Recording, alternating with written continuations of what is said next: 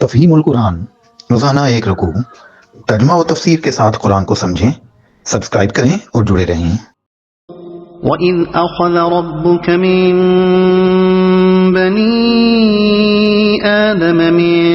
ظُهُورِهِمْ ذُرِّيَّتَهُمْ وَأَشْهَدَهُمْ عَلَىٰ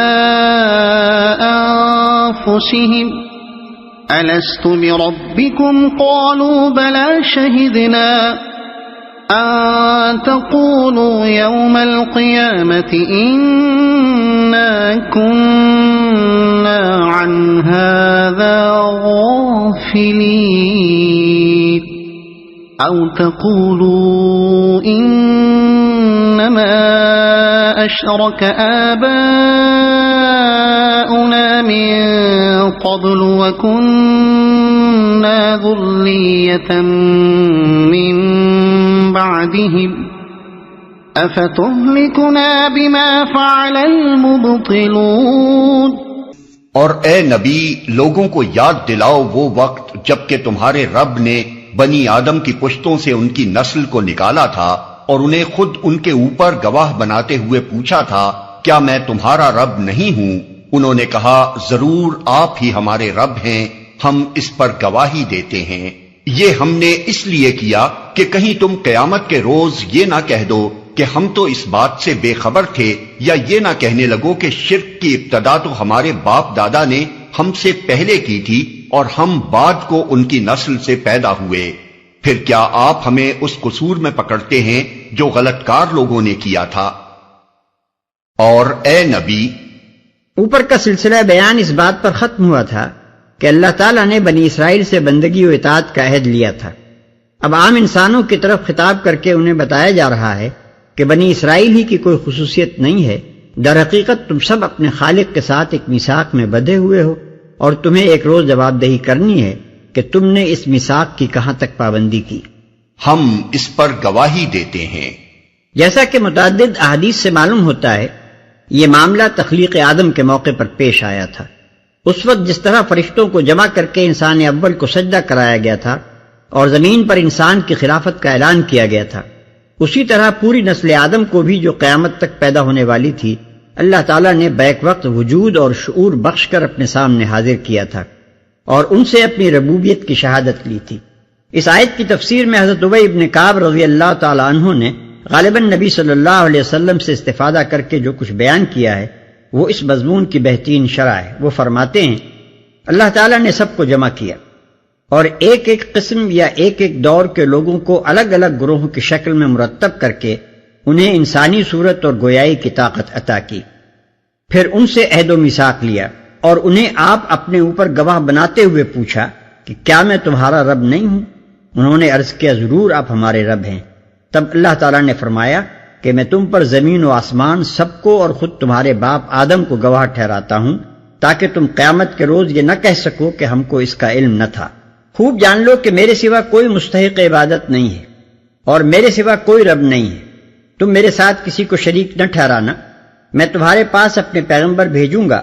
جو تم کو یہ عہد و میثاق جو تم میرے ساتھ باندھ رہے ہو یاد دلائیں گے، اور تم پر اپنی کتابیں بھی نازل کروں گا۔ اس پر سب انسانوں نے کہا کہ ہم گواہ ہوئے، آپ ہی ہمارے رب اور آپ ہی ہمارے معبود ہیں،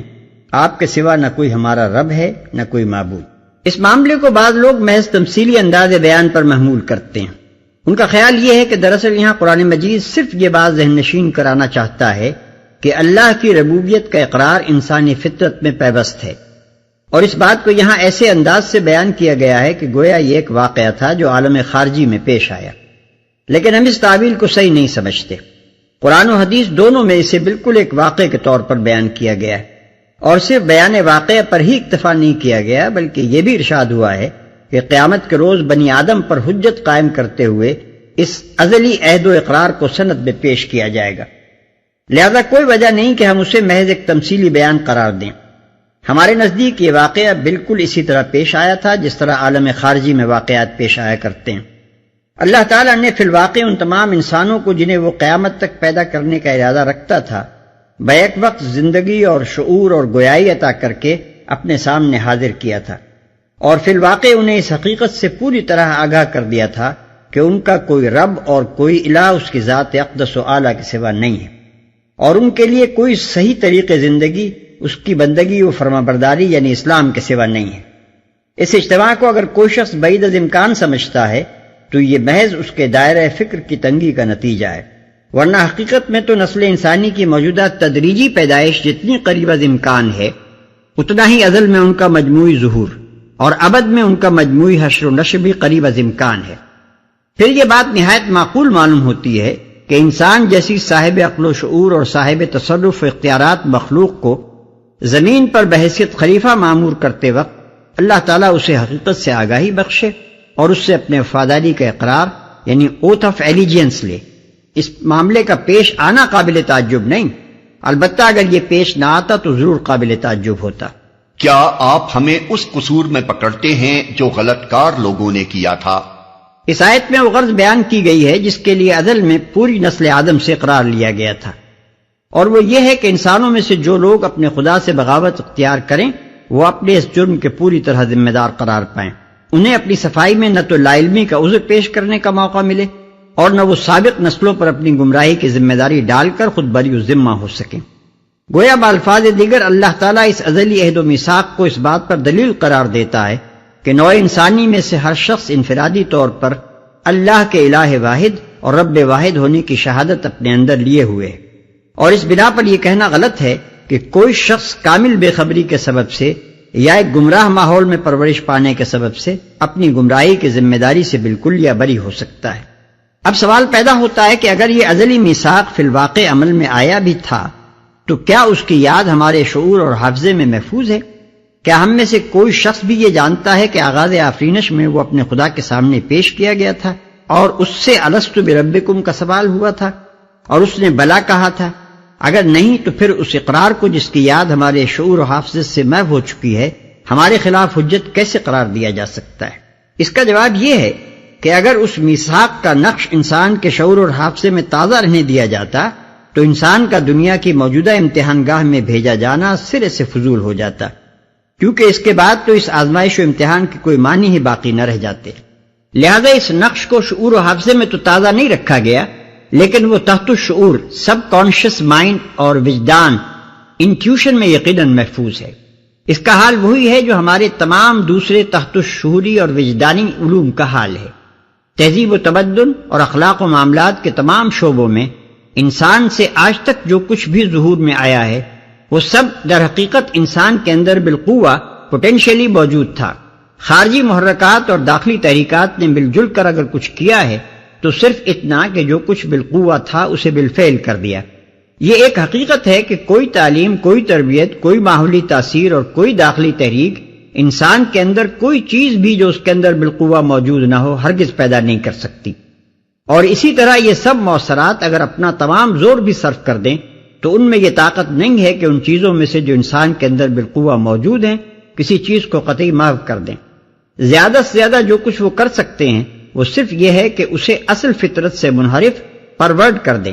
لیکن وہ چیز تمام تحریفات و تمسیخات کے باوجود اندر موجود رہے گی، ظہور میں آنے کے لیے زور لگاتی رہے گی اور خارجی اپیل کا جواب دینے کے لیے مستعد رہے گی۔ یہ معاملہ جیسا کہ ہم نے ابھی بیان کیا ہمارے تمام تحت الشعوری اور وجدانی علوم کے ساتھ عام ہے۔ وہ سب ہمارے اندر بالقوہ موجود ہیں اور ان کے موجود ہونے کا یقینی ثبوت ان چیزوں سے ہمیں ملتا ہے جو بالفعل ہم سے ظاہر ہوتی ہیں۔ ان سب کے ظہور میں آنے کے لیے خارجی تذکیر یعنی یاد دہانی، تعلیم، تربیت اور تشکیل کی ضرورت ہوتی ہے، اور جو کچھ ہم سے ظاہر ہوتا ہے وہ گویا در حقیقت خارجی اپیل کا وہ جواب ہے جو ہمارے اندر کی بالقوہ موجودات کی طرف سے ملتا ہے۔ ان سب کو اندر کی غلط خواہشات اور باہر کی غلط تاثیرات دبا کر، پردہ ڈال کر، منحرف اور مست کر کے کالعدم کر سکتی ہیں، مگر بالکل معدوم نہیں کر سکتی، اور اسی لیے اندرونی احساس اور بیرونی سعی دونوں سے اصلاح اور تبدیلی کنورجن ممکن ہوتی۔ ٹھیک ٹھیک یہی کیفیت اس وجدانی علم کی بھی ہے جو ہمیں کائنات میں اپنی حقیقی حیثیت اور خالق کائنات کے ساتھ اپنے تعلق کے بارے میں حاصل ہے۔ اس کے موجود ہونے کا ثبوت یہ ہے کہ وہ انسانی زندگی کے ہر دور میں، زمین کے ہر خطے میں، ہر بستی، ہر پشت اور ہر نسل میں ابھرتا رہا ہے، اور کبھی دنیا کی کوئی طاقت اسے محو کر دینے میں کامیاب نہیں ہو سکی ہے۔ اس کے مطابق حقیقت ہونے کا ثبوت یہ ہے کہ جب کبھی وہ ابھر کر بالفعل ہماری زندگی میں کار فرما ہوا ہے اس نے صالح اور مفید نتائج ہی پیدا کیے ہیں۔ اس کو ابھرنے اور ظہور میں آنے اور عملی صورت اختیار کرنے کے لیے ایک خارجی اپیل کی ہمیشہ ضرورت رہی ہے۔ چنانچہ انبیاء علیہ السلام اور کتب آسمانی اور ان کی پیروی کرنے والے داعیان حق سب کے سب یہی خدمت انجام دیتے رہے ہیں۔ اسی لیے ان کو قرآن میں مذکر یعنی یاد دلانے والے، ذکر یاد، تذکرہ یادداشت اور ان کے کام کو تذکیر یعنی یاد دہانی کے الفاظ سے تعبیر کیا گیا ہے، جس کے معنی یہ ہے کہ انبیاء اور کتابیں اور داعیان حق انسان کے اندر کوئی نئی چیز پیدا نہیں کرتے، بلکہ اسی چیز کو ابھارتے اور تازہ کرتے ہیں جو ان کے اندر پہلے سے موجود تھی۔ نفس انسانی کی طرف سے ہر زمانے میں اس تذکیر کا جواب بصورت لبیک ملنا اس بات کا مزید ایک ثبوت ہے کہ اندر فی الواقع کوئی علم چھپا ہوا تھا جو اپنے پکارنے والے کی آواز پہچان کر جواب دینے کے لیے ابھر آیا۔ پھر اسے جہالت اور جاہلیت اور خواہشات نفس اور تعصبات اور شیاطین جن و انس کی گمراہ کن تعلیمات و ترغیبات نے ہمیشہ دبانے اور چھپانے اور منحرف اور مسخ کرنے کی کوشش کی ہے، جس کے نتیجے میں شرک، دہریت، الحاد، زندقہ اور اخلاقی و عملی فساد رونما ہوتا رہا ہے۔ لیکن ضلالت کی ان ساری طاقتوں کے متحدہ عمل کے باوجود اس علم کا پیدائشی نقش انسان کی لوح دل پر کسی نہ کسی حد تک موجود رہا ہے، اور اسی لیے تذکیر و تجدید کی کوششیں اسے ابھارنے میں کامیاب ہوتی رہی ہیں۔ بلا شبہ دنیا کی موجودہ زندگی میں جو لوگ حق اور حقیقت کے انکار پر مصر ہیں، وہ اپنی حجت بازیوں سے اس پیدائشی نقش کے وجود کا انکار کر سکتے ہیں یا کم از کم اسے مشتبہ ثابت کر سکتے ہیں، لیکن جس روز یوم الحساب برپا ہوگا اس روز ان کا خالق ان کے شعور و حافظہ میں روز ازل کے اس اجتماع کی یاد تازہ کر دے گا جبکہ انہوں نے اس کو اپنا واحد معبود اور واحد رب تسلیم کیا تھا۔ پھر وہ اس بات کا ثبوت بھی ان کے اپنے نفس ہی سے فراہم کر دے گا کہ اس میثاق کا نقش ان کے نفس میں برابر موجود رہا، اور یہ بھی وہ ان کی اپنی زندگی کے ریکارڈ سے علی رؤوس الاشہاد دکھا دے گا کہ انہوں نے کس کس طرح اس نقش کو دبایا،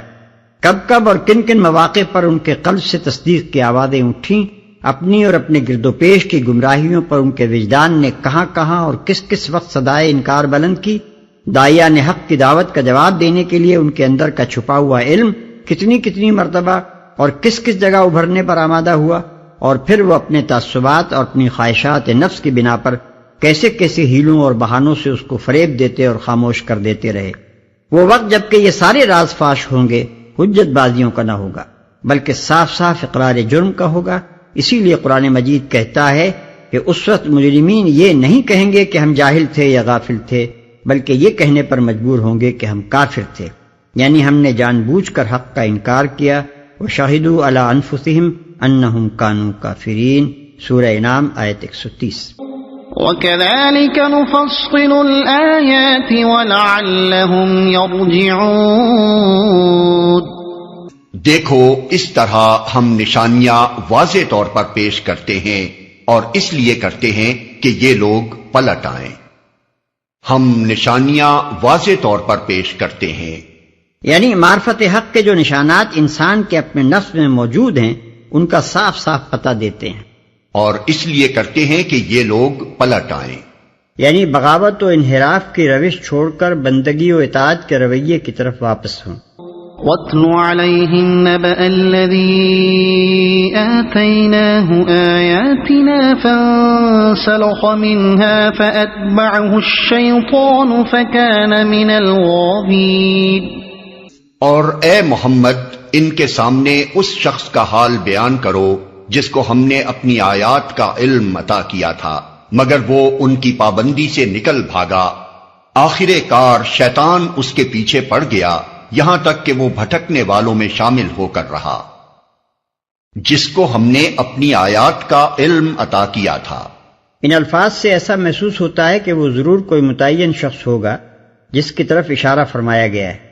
لیکن اللہ اور اس کے رسول کی یہ انتہائی اخلاقی بلندی ہے کہ وہ جب کبھی کسی کی برائی کو مثال میں پیش کرتے ہیں تو بالعموم اس کے نام کی تصریح نہیں کرتے، بلکہ اس کی شخصیت پر پردہ ڈال کر صرف اس کی بری مثال کا ذکر کر دیتے ہیں تاکہ اس کی رسوائی کیے بغیر اصل مقصد حاصل ہو جائے۔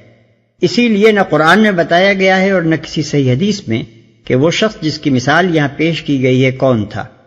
مفسرین نے عہد رسالت اور اس سے پہلے کی تاریخ کے مختلف اشخاص پر اس مثال کو چسپاں کیا ہے۔ کوئی بلعم بن باورا کا نام لیتا ہے، کوئی امیہ بن ابی سلط کا، اور کوئی سیفی ابن الراہب کا، لیکن حقیقت یہ ہے کہ وہ خاص شخص تو پردے میں ہے جو اس تمثیل میں پیش نظر تھا۔ البتہ یہ تمثیل ہر اس شخص پر چسپاں ہوتی ہے جس میں یہ صفت پائی جاتی ہو۔ وَلَوْ شِئْنَا لَرَفَعْنَاهُ بِهَا وَلَكِنَّهُ أَخْلَدَ إِلَى الْأَرْضِ وَاتَّبَعَ هَوَاهُ فَمَثَلُهُ كَمَثَلِ الْكَلْبِ إِن تَحْمِلْ عَلَيْهِ يَلْهَثْ أَوْ تَتْرُكْهُ يَلْهَث ذَلِكَ مَثَلُ الْقَوْمِ الَّذِينَ كَذَّبُوا بِآيَاتِنَا فَقُصُصِ الْقَصَصَ لَعَلَّهُمْ يَتَفَكَّرُونَ۔ اگر ہم چاہتے تو اسے ان آیتوں کے ذریعے سے بلندی عطا کرتے، مگر وہ تو زمین ہی کی طرف جھک کر رہ گیا اور اپنی خواہش نفس ہی کے پیچھے پڑا رہا، لہذا اس کی حالت کتے کی سی ہو گئی کہ تم اس پر حملہ کرو تب بھی زبان لٹکائے رہے اور اسے چھوڑ دو تب بھی زبان لٹکائے رہے۔ یہی مثال ہے ان لوگوں کی جو ہماری آیات کو جھٹلاتے ہیں۔ تم یہ حکایات ان کو سناتے رہو، شاید کہ یہ کچھ غور و فکر کریں، اور اسے چھوڑ دو تب بھی زبان لٹکائے رہے۔ ان دو مختصر سے فقروں میں بڑا اہم مضمون ارشاد ہوا ہے جسے ذرا تفصیل کے ساتھ سمجھ لینا چاہیے۔ وہ شخص جس کی مثال یہاں پیش کی گئی ہے آیات الہی کا علم رکھتا تھا، یعنی حقیقت سے واقف تھا۔ اس علم کا نتیجہ یہ ہونا چاہیے تھا کہ وہ اس رویے سے بچتا جس کو وہ غلط جانتا تھا، اور وہ طرز عمل اختیار کرتا جو اسے معلوم تھا کہ صحیح ہے۔ اسی عمل مطابق علم کی بدولت اللہ تعالیٰ اس کو انسانیت کے بلند مراتب پر ترقی عطا کرتا، لیکن وہ دنیا کے فائدوں اور لذتوں اور آرائشوں کی طرف جھک پڑا۔ خواہشات نفس کے تقاضوں کا مقابلہ کرنے کے بجائے اس نے ان کے آگے سپر ڈال دی۔ مالی امور کی طلب میں دنیا کے حرص و طمع سے بالاتر ہونے کے بجائے وہ اس حرص و طمع سے ایسا مغلوب ہوا کہ اپنے سب اونچے ارادوں اور اپنی عقلی و اخلاقی ترقی کے سارے امکانات کو طلاق دے بیٹھا، اور ان تمام حدود کو توڑ کر نکل بھاگا جن کی نگہداشت کا تقاضا خود اس کا علم کر رہا تھا۔ پھر جب وہ محض اپنی اخلاقی کمزوری کی بنا پر جانتے بوجھتے حق سے منہ موڑ کر بھاگا تو شیطان جو قریب ہی اس کی گھات میں لگا ہوا تھا اس کے پیچھے لگ گیا اور برابر اسے ایک پستی سے دوسری پستی کی طرف لے جاتا رہا، یہاں تک کہ ظالم نے اسے ان لوگوں کے زمرے میں پہنچا کر ہی دم لیا جو اس کے دام میں پھنس کر پوری طرح اپنی متاع عقل و ہوش گم کر چکے ہیں۔ اس کے بعد اللہ تعالیٰ اس شخص کی حالت کو کتے سے تشبیہ دیتا ہے جس کی ہر وقت لٹکی ہوئی زبان اور ٹپکتی ہوئی رال ایک نہ بجھنے والی آتش حرص اور کبھی نہ سیر ہونے والی نیت کا پتہ دیتی ہے۔ بنائے تشبیہ وہی ہے جس کی وجہ سے ہم اپنی اردو زبان میں ایسے شخص کو جو دنیا کے حرص میں اندھا ہو رہا ہو دنیا کا کتا کہتے ہیں۔ کتے کی جبلت کیا ہے؟ حرص و آز، چلتے پھرتے اس کی ناک زمین سونگھنے ہی میں لگی رہتی ہے کہ شاید کہیں سے بوئے طعام آ جائے۔ اسے پتھر ماریے تب بھی اس کی یہ توقع دور نہیں ہوتی کہ شاید یہ چیز جو پھینکی گئی ہے کوئی ہڈی یا روٹی کا ٹکڑا ہو۔ پیٹ کا بندہ ایک دفعہ تو لپک کر اس کو بھی دانتوں سے پکڑ ہی لیتا ہے، اس سے بے التفاتی کیجیے تب بھی وہ لالچ کا مارا توقعات کی ایک دنیا دل میں لیے زبان لٹکائے ہانپتا کانپتا کھڑا ہی رہے گا۔ ساری دنیا کو وہ بس پیٹ ہی کی نگاہ سے دیکھتا ہے۔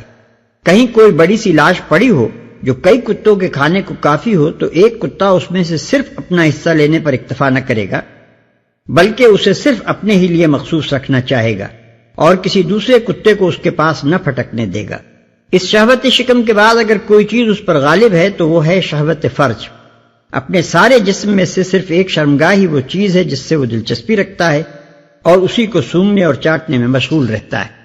پس تشبیہ کا مدعا یہ ہے کہ دنیا پرست آدمی جب علم اور ایمان کی رسی توڑا کر بھاگتا ہے اور نفس کی اندھی خواہشات کے ہاتھ میں اپنی باغیں دے دیتا ہے تو پھر کتے کی حالت کو پہنچے بغیر نہیں رہتا، ہمتن پیٹ اور ہمتن شرمگاہ۔ ساء مثلا القوم الذين كذبوا بآياتنا وأنفسهم كانوا يظلمون من يهد الله فهو المهتدي ومن يضلل فأولئك هم الخاسرون۔ بڑی ہی بری مثال ہے ایسے لوگوں کی جنہوں نے ہماری آیات کو جھٹلایا اور وہ آپ اپنے ہی اوپر ظلم کرتے رہے ہیں۔ جسے اللہ ہدایت بخشے بس وہی راہ راست پاتا ہے اور جس کو اللہ اپنی رہنمائی سے محروم کر دے وہی ناکام و نامراد ہو کر رہتا ہے۔ وَلَقَدْ ذَرَأْنَا لِجَهَنَّمَ كَثِيرًا مِنَ الْجِنِّ وَالْإِنسِ لَهُمْ قُلُوبٌ لَا يَفْقَهُونَ بِهَا وَلَهُمْ أَعْيُنٌ لَا يُبْصِرُونَ بِهَا وَلَهُمْ آذَانٌ لَا يَسْمَعُونَ بِهَا أُولَئِكَ كَالْأَنْعَامِ بَلْ هُمْ أَضَلُّ أُولَئِكَ هُمُ الْغَافِلُونَ۔ اور یہ حقیقت ہے کہ بہت سے جن اور انسان ایسے ہیں جن کو ہم نے جہنم ہی کے لیے پیدا کیا ہے۔ ان کے پاس دل ہیں مگر وہ ان سے سوچتے نہیں، ان کے پاس آنکھیں ہیں مگر وہ ان سے دیکھتے نہیں، ان کے پاس کان ہیں مگر وہ ان سے سنتے نہیں۔ وہ جانوروں کی طرح ہیں بلکہ ان سے بھی زیادہ گئے گزرے۔ یہ وہ لوگ ہیں جو غفلت میں کھوئے گئے ہیں، جن کو ہم نے جہنم ہی کے لیے پیدا کیا ہے۔ اس کا یہ مطلب نہیں ہے کہ ہم نے ان کو پیدا ہی اس غرض کے لیے کیا تھا کہ وہ جہنم میں جائیں، اور ان کو وجود میں لاتے وقت ہی یہ ارادہ کر لیا تھا کہ انہیں دوزخ کا ایندھن بنانا ہے، بلکہ اس کا صحیح مفہوم یہ ہے کہ ہم نے تو ان کو پیدا کیا تھا دل، دماغ، آنکھیں اور کان دے کر، مگر ظالموں نے ان سے کوئی کام نہ لیا اور اپنی غلط کاریوں کی بدولت آخر کار جہنم کا ایندھن بن کر رہے۔ اس مضمون کو ادا کرنے کے لیے وہ انداز بیان اختیار کیا گیا ہے جو انسانی زبان میں انتہائی افسوس اور حسرت کے موقع پر استعمال کیا جاتا ہے۔ مثال کے طور پر اگر کسی ماں کے متعدد جوان بیٹے لڑائی میں جا کر لقمہ اجل ہو گئے ہوں تو وہ لوگوں سے کہتی ہے کہ میں نے انہیں اس لیے پال پوس کر بڑا کیا تھا کہ لوہے اور آگ کے کھیل میں ختم ہو جائیں۔ اس قول سے اس کا مدعا یہ نہیں ہوتا کہ واقعی اس کے پالنے پوسنے کی غرض یہی تھی، بلکہ اس حسرت بھرے انداز میں دراصل وہ کہنا یہ چاہتی ہے کہ میں نے تو اتنی محنتوں سے اپنا خون جگر پلا پلا کر ان بچوں کو پالا تھا، مگر خدا ان لڑنے والے فسادیوں سے سمجھے کہ میری محنت و قربانی کے ثمرات یوں خاک میں مل کر رہے۔ وَلِلَّهِ الْأَسْمَاءُ الْحُسْنَى فَادْعُوهُ بِهَا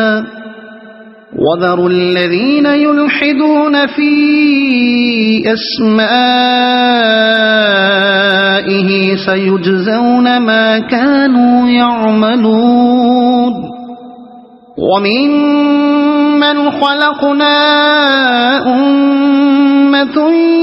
يَهْدُونَ بِالْحَقِّ وَبِهِ يَعْدِلُونَ۔ اللہ اچھے ناموں کا مستحق ہے، اس کو اچھے ہی ناموں سے پکارو، اور ان لوگوں کو چھوڑ دو جو اس کے نام رکھنے میں راستی سے منحرف ہو جاتے ہیں۔ جو کچھ وہ کرتے رہے ہیں اس کا بدلہ وہ پا کر رہیں گے۔ ہماری مخلوق میں ایک گروہ ایسا بھی ہے جو ٹھیک ٹھیک حق کے مطابق ہدایت اور حق ہی کے مطابق انصاف کرتا ہے۔ اللہ اچھے ناموں کا مستحق ہے۔ اب تقریر اپنے اختتام کو پہنچ رہی ہے، اس لیے خاتمہ کلام پر نصیحت اور ملامت کے ملے جلے انداز میں لوگوں کو ان کی چند نمایاں ترین گمراہیوں پر متنبہ کیا جا رہا ہے، اور ساتھ ہی پیغمبر کی دعوت کے مقابلے میں انکار و استہزاء کا جو رویہ انہوں نے اختیار کر رکھا تھا اس کی غلطی سمجھاتے ہوئے اس کے برے انجام سے انہیں خبردار کیا جا رہا ہے۔ اس کا بدلہ وہ پا کر رہیں گے۔ انسان اپنی زبان میں اشیاء کے جو نام رکھتا ہے وہ دراصل اس تصور پر مبنی ہوتے ہیں جو اس کے ذہن میں ان اشیاء کے متعلق ہوا کرتا ہے۔ تصور کا نقص نام کے نقص کی صورت میں ظاہر ہوتا ہے، اور نام کا نقص تصور کے نقص پر دلالت کرتا ہے۔ پھر اشیاء کے ساتھ انسان کا تعلق اور معاملہ بھی لازماً اس تصور پر ہی مبنی ہوا کرتا ہے جو وہ اپنے ذہن میں ان کے متعلق رکھتا ہے۔ تصور کی خرابی تعلق کی خرابی میں رونما ہوتی ہے، اور تصور کی صحت و درستی تعلق کی صحت و درستی میں نمایاں ہو کر رہتی ہے۔ یہ حقیقت جس طرح دنیا کی تمام چیزوں کے معاملے میں صحیح ہے،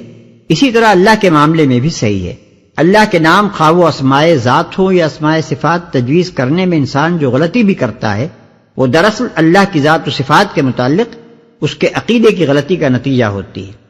پھر خدا کے متعلق اپنے تصور و اعتقاد میں انسان جتنی اور جیسی غلطی کرتا ہے اتنی ہی اور ویسی ہی غلطی اس سے اپنی زندگی کے پورے اخلاقی رویے کی تشکیل میں بھی سرزد ہوتی ہے، کیونکہ انسان کے اخلاقی رویے کی تشکیل تمام تر منحصر ہے اس تصور پر جو اس نے خدا کے بارے میں اور خدا کے ساتھ اپنے اور کائنات کے تعلق کے بارے میں قائم کیا ہو۔ اسی لیے فرمایا کہ خدا کے نام رکھنے میں غلطی کرنے سے بچو،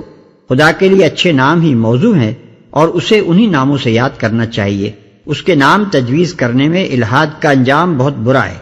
اچھے ناموں سے مراد وہ نام ہیں جن سے خدا کی عظمت و برتری، اس کے تقدس اور پاکیزگی اور اس کی صفات کمالیہ کا اظہار ہوتا ہو۔ الحاد کے معنی ہے وسط سے ہٹ جانا، سیدھے رخ سے منحرف ہو جانا۔ تیر جب ٹھیک نشانے پر بیٹھنے کے بجائے کسی دوسری طرف جا لگتا ہے تو عربی میں کہتے ہیں الحد السہم الہدف، یعنی تیر نے نشانے سے الحاد کیا۔ خدا کے نام رکھنے میں الحاد یہ ہے کہ خدا کو ایسے نام دیے جائیں جو اس کے مرتبے سے فروتر ہوں، جو اس کے ادب کے منافی ہوں، جن سے عیوب اور نقائص اس کی طرف منسوب ہوتے ہوں، یا جن سے اس کی ذات اقدس و اعلیٰ کے متعلق کسی غلط عقیدے کا اظہار ہوتا ہو۔ نیز یہ بھی الحاد ہی ہے کہ مخلوقات میں سے کسی کے لیے ایسا نام رکھا جائے جو صرف خدا ہی کے لیے موزوں ہو۔ پھر یہ جو فرمایا کہ اللہ کے نام رکھنے میں جو لوگ الحاد کرتے ہیں ان کو چھوڑ دو، تو اس کا مطلب یہ ہے کہ اگر یہ لوگ سیدھی طرح سمجھانے سے نہیں سمجھتے تو ان کی کج بحثیوں میں تم کو الجھنے کی کوئی ضرورت نہیں، اپنی گمراہی کا انجام وہ خود دیکھ لیں گے۔ اگر آپ کو یہ ویڈیو پسند آئی ہو تو اسے لائک کریں، دوسروں تک پہنچانے کے لیے شیئر کریں، اور مزید ایسی ہی معلوماتی ویڈیوز کے لیے ہمارے چینل عبد المالک ہاشمی کو سبسکرائب ضرور کریں۔ نئی اپڈیٹس کے لیے بیل آئیکن دبائیں تاکہ آپ کو ہماری ہر نئی ویڈیو بر وقت مل سکے۔ آپ کی حوصلہ افزائی ہمیں مزید بہترین مواد بنانے میں مدد دے گی۔ شکریہ۔